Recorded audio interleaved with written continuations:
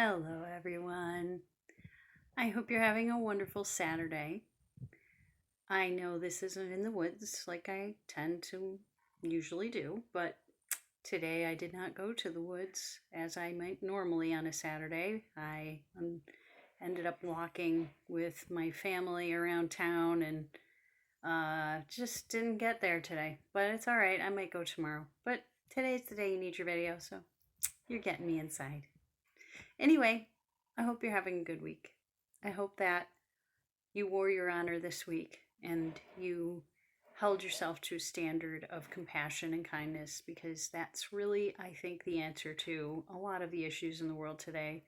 I believe that algorithms and social media have created an echo chamber that we tend to find ourselves in, which I think also then created divisions of where we live in the country, in the United States, where, and I imagine this is probably true elsewhere in the world too, where I think a lot of the people who think in one particular way go end up living in a city, and then people who think in another particular way live in the rural areas. And now it often means that we live in echo chambers in our particular towns or cities where we may live. And I just feel like it's time for us to realize diversity is a good thing.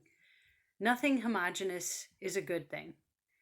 I don't think homogenous living is good. I don't think homogenous things are natural. I think nature tends to really show us that when we fight nature by trying to create a homogenous monoculture, it doesn't work. And we think that we're going to win a war with nature when we try to create these homogenous ways of growing things. And then what ends up happening?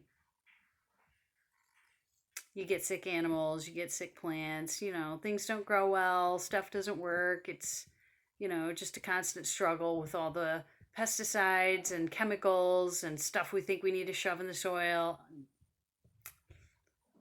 Diversity is the answer to everything, you guys. It's the answer. It's the answer. Anyway, with that said,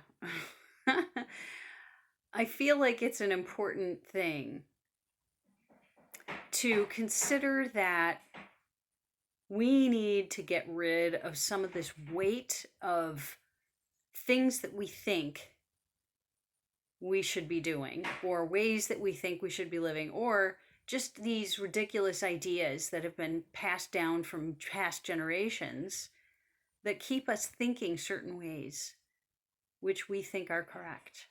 I'm sorry to say that I doubt any of us are ever correct all the time. And most of the time, if we keep our minds open and allow ourselves to be convinced by maybe what others are experiencing, and accept that others are experiencing things in a different way than we are, in exactly the same world, and potentially even in exactly the same room, it's important for us to understand that everybody's experience is valid, and it's not necessary for us to deny it simply because we don't have the same experience. We don't have to deny someone else's experience. We don't have to invalidate anybody else's existence. It's not a necessary thing for us to do that.